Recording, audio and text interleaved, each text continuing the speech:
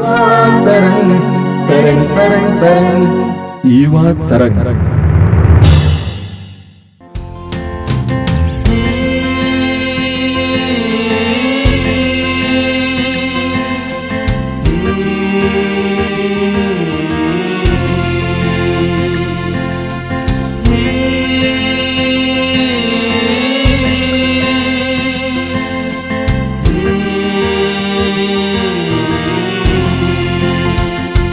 मेरी दृष्टि में तुम हो मूल्यवान, मेरे लिए तुम हो महान।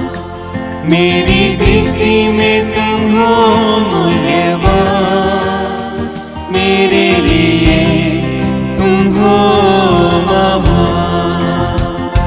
नहीं तुम डरो, मैं हूँ तुम्हारे साथ। नहीं तुम डरो, मैं हूँ तुम्हारे साथ। मैं तुमसे, हाँ तुमसे, मैं तुमसे करता हूँ प्यार। मैं तुमसे, हाँ तुमसे,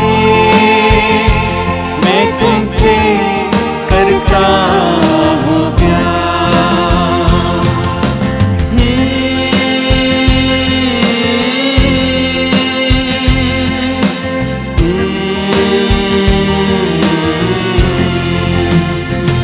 चाहे माँ बच्चे को भुला भी दे, मैं तुम्हें नहीं भूलूंगा। चाहे माँ बच्चे को भुला भी दे, मैं तुम्हें नहीं भूलूंगा। अपनी हथेलियों पर तुम्हें अंकित किया है, अपनी हथेलियों पर तुम्हें अंकित किया है। मैं तुमसे, हाँ तुमसे, मैं तुमसे करता हूँ प्यार। मैं तुमसे, हाँ तुमसे, मैं तुमसे करता हूँ प्यार। युवा तरंग में आप सभी युवाओं का हार्दिक स्वागत है। मैं सोचता हूं कि आप समय की गंभीरता को पहचानते हुए कुछ ज़्यादा ही प्रार्थना और मनन चिंतन और वचन के पाठ में समय बिता रहे हैं। हम कठिन परिस्थितियों से गुजर रहे हैं और इन दिनों हमें कुछ गंभीरता पूर्वक अपने जीवन के बारे में सोचना है और प्रभु के लिए समय देना है। आज आपको वचन सुनाएंगी बहन फाल्गुनी। आप सभी उनको जानते हैं, मैं उनका स्वागत करता हूं। सुनिए बहन फाल्गुनी को। यीशु ख्रिस्त में मेरे प्रिय भाई और बहनों, ये समय हम पुनः एक बार प्रभु को समर्पित करें ताकि वचन का सत्य हम पर प्रकट किया जाए और जिस सत्य को ग्रहण करके हम मुक्ति पाए, हम अपनी ज़िंदगी में स्वतंत्रता अनुभव करें। मुझे सुनने वाले सभी श्रोताओं, हम इस बात से तो वाकिफ़ ही है कि हम सभी एक जंग में हैं, हम युद्ध भूमि में हैं। और जैसे एफेसियों के नाम संत पौलुस का जो पत्र है अध्याय 6 में संत पौलुस कहते हैं कि हम ईश्वर के अस्त्र शस्त्र धारण करें ताकि हम शैतान और उसकी धूर्तता का सामना करने के लिए समर्थ हो जाए। अन्य जगह पर प्रभु यीशु ने शैतान को झूठ का पिता कह के संबोधित किया है अध्याय 8 यूहन्ना के सुसमाचार में। और वचन 44 में प्रभु यीशु कहते हैं कि शैतान आदि से हत्यारा है, उसमें सत्य लेश मात्र भी नहीं है। वो जो कुछ भी करता है वो झूठ ही बोलता है क्योंकि वो झूठा है। और उसके इस झूठ के पीछे, इस फरेब के पीछे इस धोखे के पीछे क्या हेतु है? उसका एकमात्र लक्ष्य है हमको फंसाना, हमको बांधना, बंधन में लाना। जब प्रभु यीशु ने कहा सत्य, तुम सत्य को जानोगे और सत्य तुम्हें मुक्ति देगा, तुम्हें स्वतंत्र करेगा, तो अगर सत्य हमें स्वतंत्र करता है तो यकीनन झूठ हमें बांधता है। तो हमें किस सत्य को जानना है? यीशु ने कहा, अब जिन लोगों ने उन पर विश्वास किया था उन यहूदियों को संबोधित करते हुए कहा, तुम अगर मेरे वचनों में बने रहोगे तो तुम सत्य को जानोगे, तो तुम सचमुच में मेरे शिष्य हो और तुम सत्य को जानोगे और वह सत्य को पहचान कर तुम स्वतंत्र हो जाओगे। तो हमें कौन से सत्य को जानना है, पहचानना है? ये सत्य कि ईश्वर कौन है, और दूसरा सत्य मैं कौन हूं। ईश्वर कौन है और मैं कौन हूं। आज अनेक बातें जो हमने मन में बना के रखी है, या हमने जो सुनी है, या हमने जो जानी है, या हमने जिन बातों को अपने हृदय में स्थान दिया है, हो सकता है बल्कि मेरे अनुसार अनेक सारी बातें झूठ ही है। देखिए, प्रभु यीशु ने जब संसार में थे और अनेक लोगों से उनका वार्तालाप होता था, उनका व्यवहार होता था, सबों ने उनको ईश्वर के पुत्र के रूप में नहीं जाना, सत्य को नहीं जाना। यीशु को खुद पूछना पड़ा, लोग क्या कहते हैं? और देखिए जवाब भी कैसे मिले, आप कोई नबी हो, आप ना तो या तो नबी इर्मिया हो, या तो आप नबी एलिया हो, या तो कोई पुराने विधान के नबी हो। यानी जो लोगों ने सोचा था प्रभु यीशु के बारे में वो झूठ था, सच ईश्वर के द्वारा प्रकट किया गया पेतरुस पर। तो ठीक वैसे ही हमें ईश्वर के द्वारा हमारे जिंदगी में एक सत्य को प्रकट होना है। और वो सत्य कैसे प्रकट होगा? प्रभु यीशु ने कहा, यूहन्ना के सुसमाचार अध्याय 17 वचन 17 में, प्रभु तेरी शिक्षा सत्य है, अर्थात प्रभु का वचन सत्य है। So we have to know the truth about our lives. हमारे जीवन के हक की पहचान, हम कौन है, वो हमें ईश्वर के वचनों के द्वारा जानना है। जो बाइबल कहता है मैं वो हूं, आई एम हूँ what the word of God says I am. जो मेरा ईश्वर मेरे बारे में जो कहता है वो मैं हूं। मैं जो खुद अपने बारे में सोचती हूं, या लोग जो मेरे बारे में सोचते हैं या कहते हैं, या मेरे अड़ोस पड़ोस के लोग, वो मैं नहीं हूं। और सुंदर बात यह है, हमें इस बात को जानना है। मैंने कहीं पर पढ़ा था और मुझे बहुत अच्छी लगी ये बात। God, I thank you that you did not make me perfect according to my standard. प्रभु, तूने मेरी जब रचना की, मुझे जब सृजन किया, तो तूने मेरे विचारों के अनुसार मुझे नहीं सृजाया है, ना कि तूने not and you make me perfect according to the standards of those around me. लोगों, मेरे रिश्तेदार या मेरे अड़ोस पड़ोस के लोग, उनके अनुसार भी तूने मेरी रचना नहीं की, बल्कि प्रभु तूने मेरी रचना अपने विचारों के अनुसार की है। इसे तो स्तोत्र संहिता 139 में लिखा है, गॉड फॉर्म मी, मां के गर्भ में मैंने तुझे रचा है, अपने हाथों से मैंने तुझे गढ़ा है। मेरे विचार जो तेरे बारे में है वो रेत के बालू के रेत से भी अधिक है।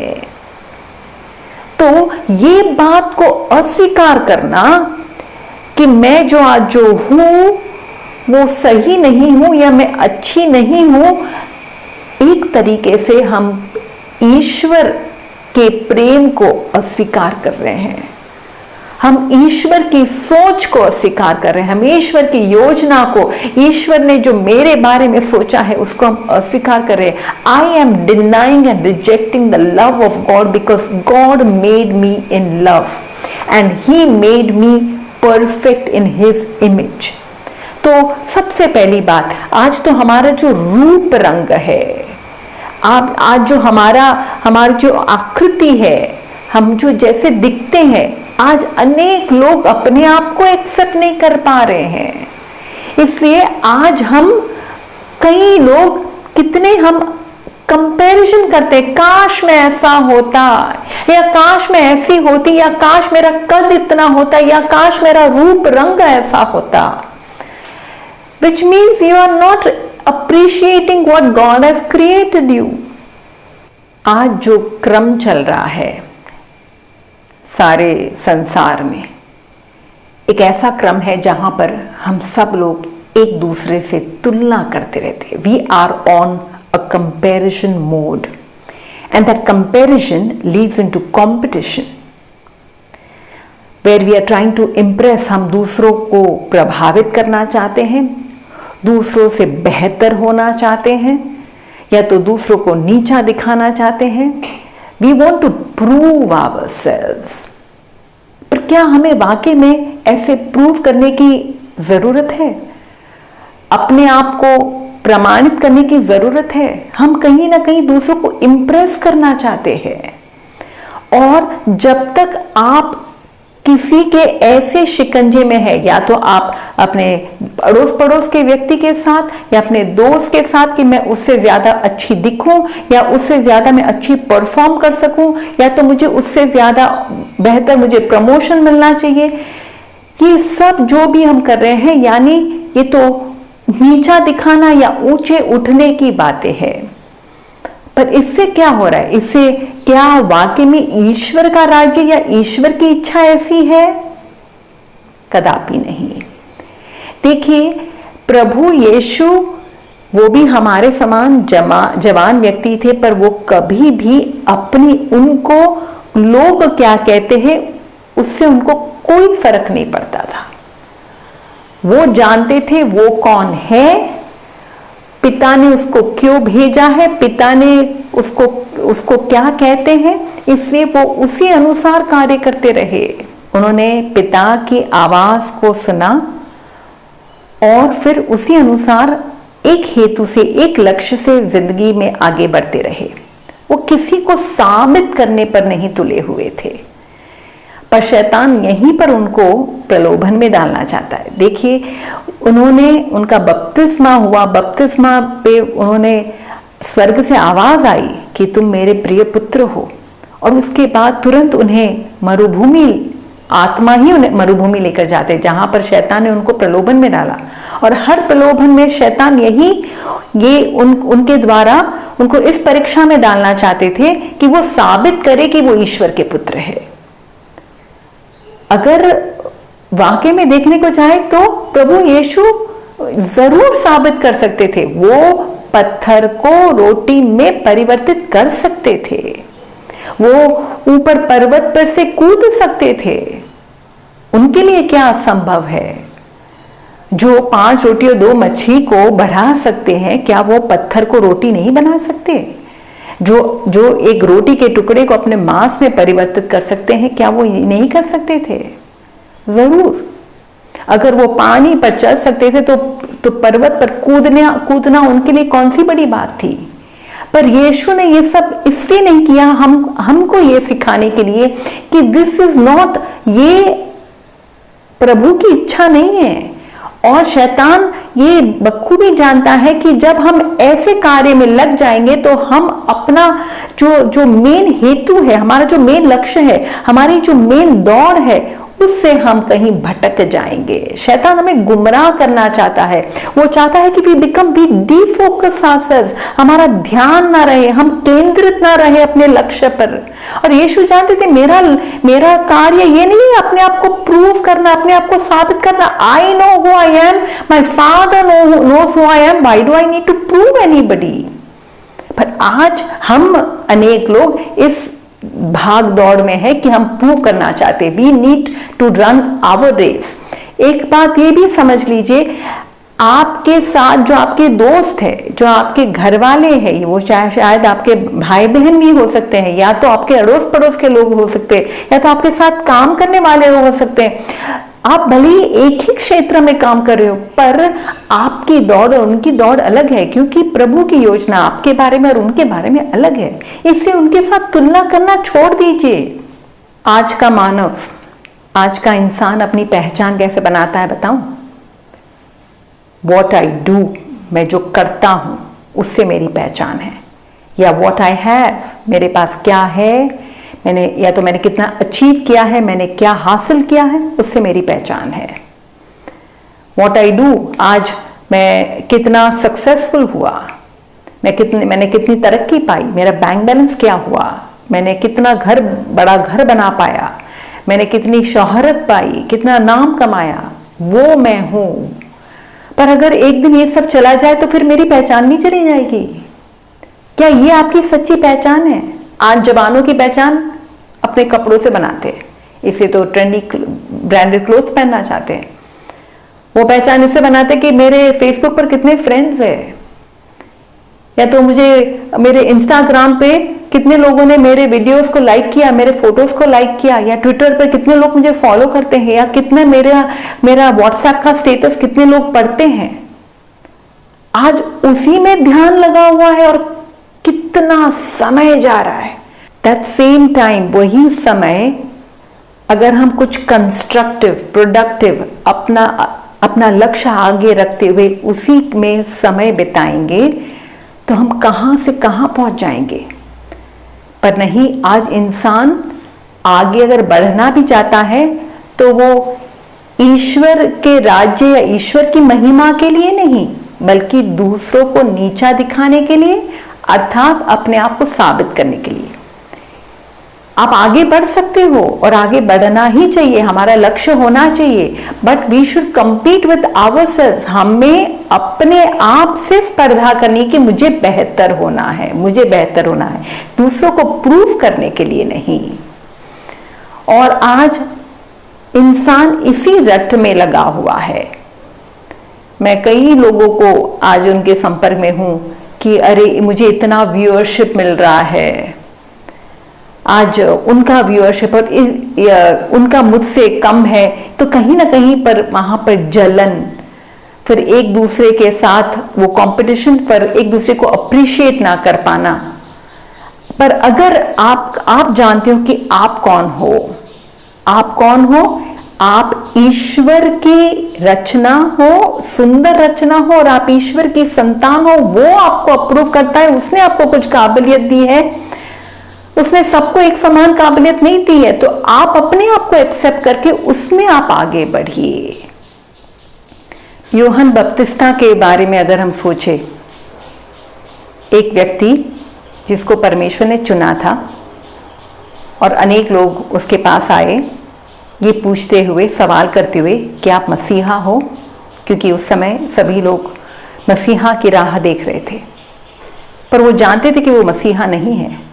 और उसमें उनके लिए इस बात से उनके अंदर कोई भी प्रकार का यानी छोटा या हीन भावना ही नहीं थी। वो बल्कि जानते थे कि वो कौन है। मैं मरुभूमि में पुकारने वाली एक आवाज हूं कि प्रभु के लिए पथ तैयार करो। उसे पता था मेरा क्या कार्य है, और उसे ये भी पता था कि मैं कौन नहीं हूं, और वो इस बात में ही संतुष्ट थे। वो अपना समर्थन, अपनी स्वीकृति लोगों से नहीं पाना चाहते थे। उसे पता था कि ईश्वर ने उसे कहा है कि तुम बपतिस्मा दोगे और जिस पर पवित्र आत्मा उतरेगा, तुम तो पानी से बपतिस्मा दे रहे हो, पर वो आग से और पवित्र आत्मा से बपतिस्मा देगा। वो जानते थे। उनको इस बात से क्या मन में हीन भावनाएं थी, इनसिक्योरिटी फीलिंग थी। आज कई लोगों के अंदर ये इनसिक्योरिटी फीलिंग आ रहा है, असुरक्षित भावना कि मैं प्रूव नहीं कर पा रहा हूं अपने आप से, या अपने आप को, या दूसरों की तुलना में मैं पीछे हट रहा हूं, या तो मैं पीछे गिर रहा हूं। कई आज बहनें मेरे पास आकर मुझे क्या क्या बातें शेयर करती है। एक ने मुझे आकर कहा मेरी सारी सहेलियां सेटल हो गई है, एस्टैब्लिश हो गई है, उनको अच्छा जॉब मिल गया है, उनकी शादी हो गई है, उनका अच्छा परिवार बन गया है, और मैंने एक दो गलतियां की जिंदगी में, देखो अभी भी मैं वहीं की वहीं हूं, वैसे की वैसी हूं। तो वो इसी बात को लेकर अपने आप को छोटा मान रही है।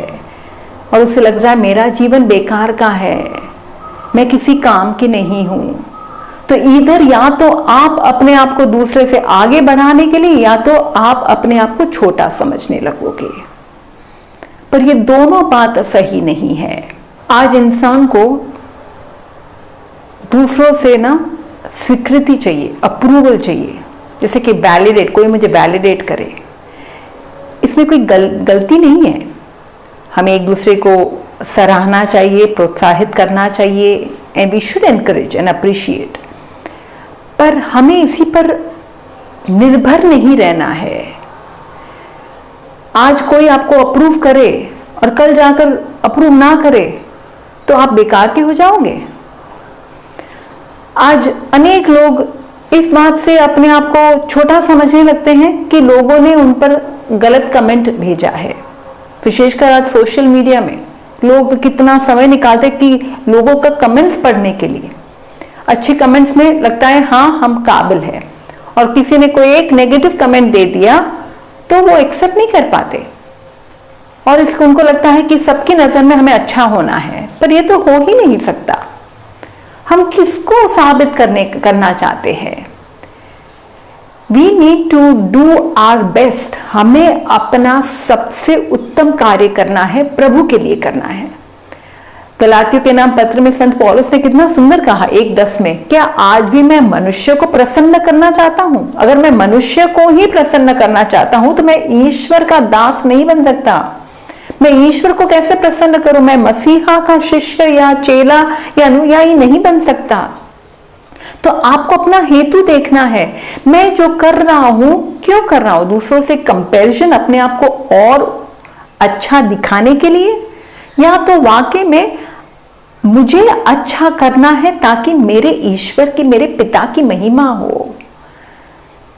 हम कोई भी कार्य करते हैं दूसरों को, फरीसियों पर तो यही तो दोष लगाया जा रहा था कि वो दूसरों के दृष्टि में अच्छा होना चाहते हैं, इसलिए तो अंदर जलन आई। प्रभु यीशु उनसे आगे बढ़ रहे हैं, बहुत ही प्रख्यात हो रहे हैं, मशहूर हो रहे हैं, इससे तो ईर्ष्या से जल रहे थे।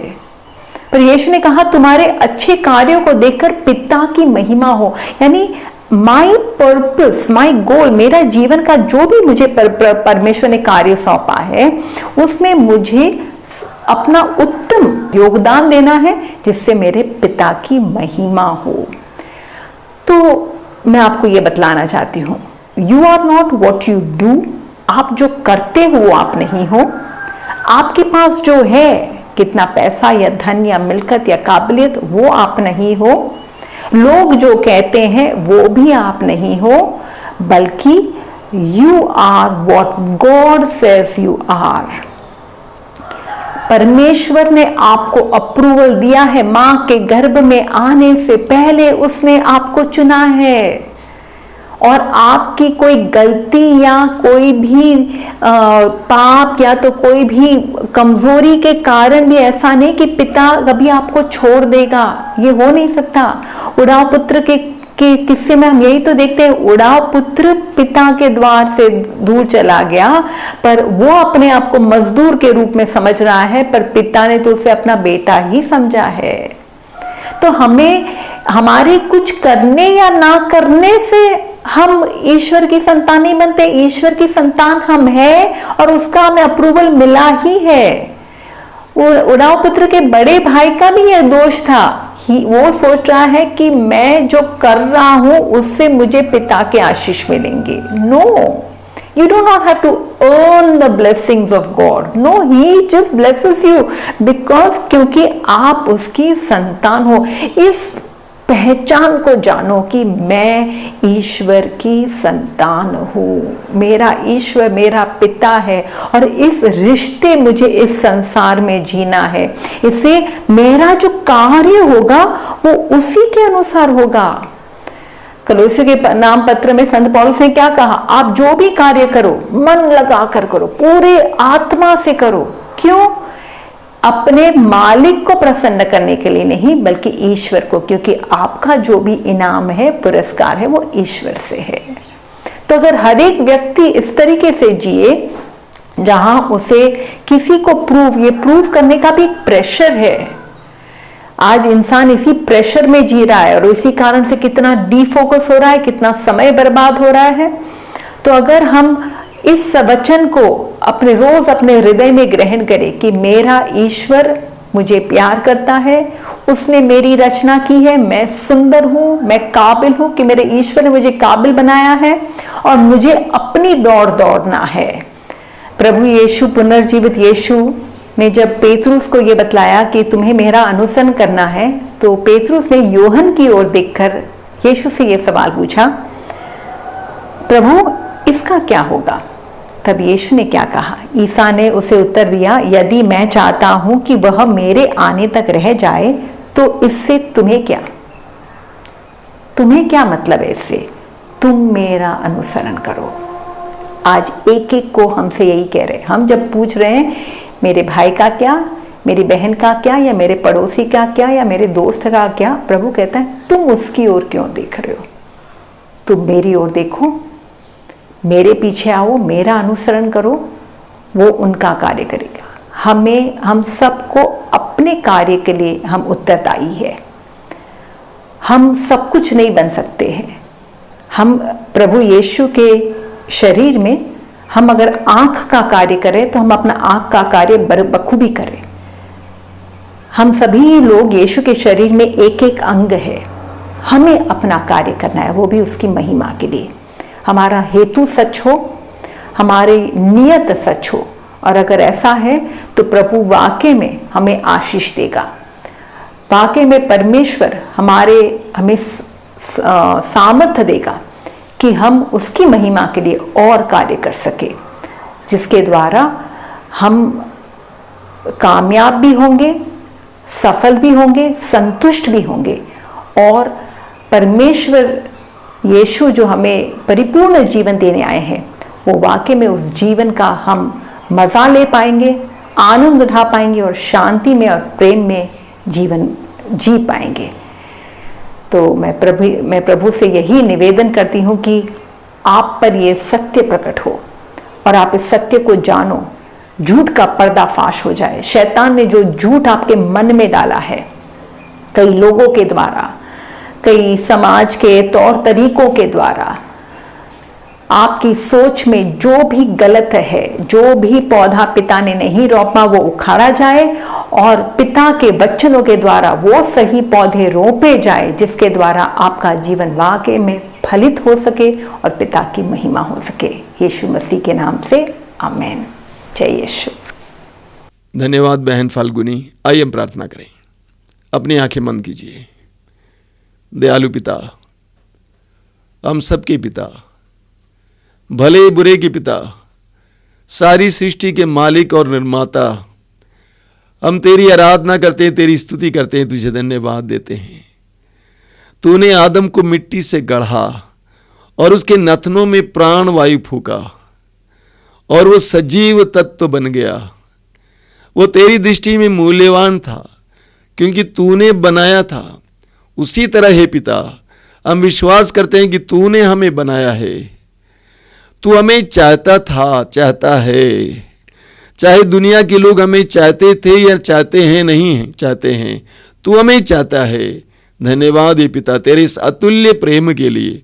तूने हमें से हर एक को अमूल्य बनाया है, मूल्यवान बनाया है। तूने हम सबको अतुल्य बनाया है, अनोखा बनाया है। इस सत्य को जानने के लिए हमें कृपा दीजिए। दयालु पिता, तेरे पुत्र यीशु के नाम पर मैं प्रार्थना करता हूँ मेरे इन सारे छोटे भाई बहनों के लिए कि उनको अपनी महानता को पहचानने के लिए कृपा दीजिए। संसार की दृष्टि में वे अच्छे हों या बुरे हों, संसार की दृष्टि में वे मूल्यवान हो या ना मूल्यवान हो, तेरी दृष्टि में वे मूल्यवान ये समझने की कृपा दीजिए। दयालु पिता, तेरे पुत्र यीशु के नाम पर मैं प्रार्थना करता हूँ उन भाई बहनों के लिए जिनके अंदर हीन भावना है, जो अपने आप को तुच्छ समझते हैं, उनको अपने को तेरी दृष्टि में मूल्यवान समझने की कृपा दीजिए। दयालु पिता, तूने शमूएल से कहा था कि मैं मनुष्यों की तरह नहीं सोचता हूँ। मनुष्य बाह्य रूप रंग देखता है, लेकिन मैं हृदय को देखता हूँ। तू हमारे हृदयों को देखने वाला पिता है। मेरे इन भाई बहनों को इस महानता को समझने की कृपा दीजिए। तेरी दृष्टि में वे मूल्यवान है, महान है, इस समझने की कृपा दीजिए। तेरे पुत्र यीशु के नाम पर हमारी इस प्रार्थना को ग्रहण कर, आमीन। गीत को सुने और आगे बढ़ें। हमेशा बराबर याद रखना कि मैं मूल्यवान हूँ। दुनिया की दृष्टि में मैं कैसा हूँ ये कोई महत्व नहीं रखता है। महत्व तो ये रखता है कि ईश्वर की दृष्टि में मैं मूल्यवान हूँ, मैं महत्व रखता हूँ।